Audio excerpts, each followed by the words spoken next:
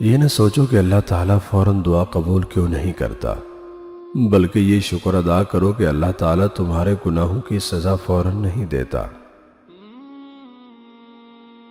حدیث نبی صلی اللہ علیہ وسلم، آپ صلی اللہ علیہ وسلم کو جب کوئی مشکل درپیش ہوتی تو آپ صلی اللہ علیہ وسلم فوراً نماز کی طرف متوجہ ہو جاتے،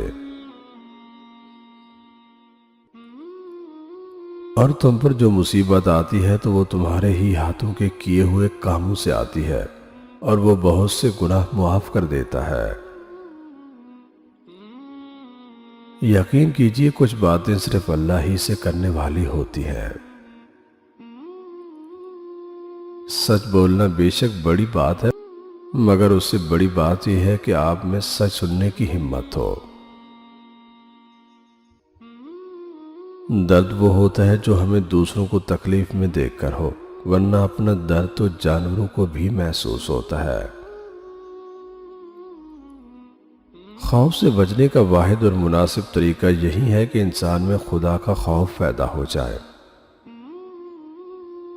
اللہ سے رجوع کرنے میں کوئی جھجک نہ کرو، اس کے پاس تو گزرے ہوئے کل کی معافی بھی ہے اور آنے والے کل کا انعام بھی،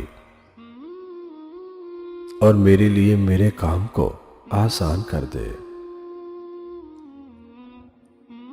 رسول اللہ صلی اللہ علیہ وسلم نے فرمایا، جو شخص اپنے گھر والوں پر ثواب کی نیت سے خرچ کرے وہ اس کے لیے صدقہ ہی سمجھا جائے گا۔ حق کے راستے پر چلنے میں سب سے بڑی سختی یہ ہے کہ انسان تنہا رہ جاتا ہے۔ شیخ سعدی سے کسی نے پوچھا حال کیسا ہے؟ شیخ صاحب نے جواب دیا، اللہ کی نعمتیں کھا کھا کر دانت ٹوٹ گئے، مگر زبان اس کی ناشکری سے باز نہیں آتی۔ رسول اللہ صلی اللہ علیہ وسلم نے فرمایا، قبر آخرت کی منازل میں سے پہلی منزل ہے۔ ایک بار شاہ عبدالعزیز سے کسی نے پوچھا، کیا طوائف کی نماز جنازہ ہو سکتی ہے؟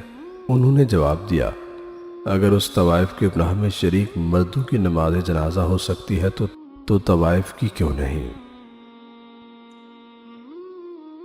جو نصیب میں نہیں ہوتا وہ رونے سے بھی نہیں ملتا۔ آج ہم اپنے اولاد کو دین سے دور کر دیں گے تو کل یہی اولاد ہمیں اپنے سے دور کر دے گی، کیونکہ یہ دین ہی ہے جو والدین اور ان کے حقوق کی صحیح پہچان کراتا ہے اور ان کا ٹھیک مرتبہ سمجھاتا ہے۔ شیطان سب سے پہلے انسان کی شرم و حیا پر ضرب لگاتا ہے تاکہ وہ بے حیا ہو کر آسانی سے گناہ کر سکے۔ مخلوق کی طاقت سے وہی مرغوب ہوتا ہے جس کو اپنے خالق کی طاقت کا اندازہ نہیں ہوتا۔ حقیر سے حقیر پیشہ اختیار کرنا ہاتھ پھیلانے سے بدر جہاں بہتر ہے۔ بے شک اللہ تعالیٰ ہی دینے والا ہے، جب چاہے جسے چاہے جو چاہے دے دے۔ بانی پاکستان قائد اعظم محمد علی جناح نے فرمایا، میں آپ کو مصروف عمل ہونے کی تاکید کرتا ہوں، کام کام اور بس کام۔ سکون کی خاطر صبر و برداشت اور انکساری کے ساتھ اپنی قوم کی سچی خدمت کرتے جاؤ۔ جو آدمی کل کے دن اللہ کی پکڑ سے نہ ڈرتا ہو، آپ آج بھی اس کے شر سے محفوظ نہیں رہ سکتے۔ کوئی چیز آپ کو اتنی خوشی نہیں دے سکتی جو خوشی آپ کو کسی روتے ہوئے کی مسکراہٹ دے سکتی ہے۔ نفرت گناہ سے کرو، گناہ گار سے نہیں، شاید وہ آپ کی محبت میں آ کر گناہ کرنا ہی چھوڑ دے۔ وہ نیکی بڑی معتبر ہے جس کا رب کے سوا کوئی گواہ نہ ہو۔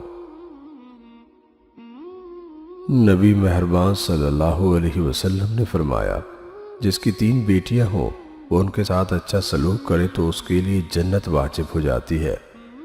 عرض کیا، اور 2 ہوں تو؟ فرمایا 2 ہوں تب بھی۔ عرض کیا اگر 1 ہو تو؟ فرمایا اگر 1 ہو تو بھی۔ ایک مٹی کے بنے انسان کی محبت میں اتنی طاقت ہوتی ہے کہ دل کا قرار اور آنکھوں کی نیند چھین لیتی ہے۔ مالک الملک کی محبت کا کیا عالم ہوگا۔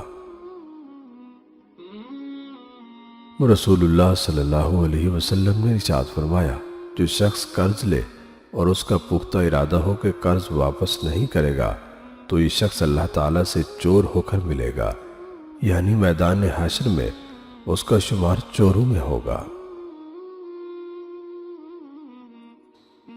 وہ لوگ بہت خوش قسمت ہوتے ہیں جو زوال کی طرف جائے یا کمال کی طرف، صرف شکر کے راستے پر ہی سفر کرتے ہیں۔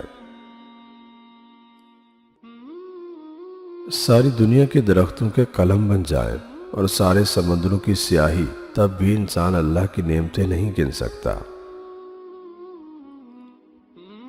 حسن بصری سے پوچھا کہ میں اپنی بیٹی کا نکاح کس سے کروں؟ آپ نے کہا جو اللہ سے ڈرنے والا شخص ہو، کیونکہ اگر وہ اس کو پسند کرے گا تو اس کی عزت کرے گا، اگر ناپسند کرے گا تو اس پر ظلم نہیں کرے گا۔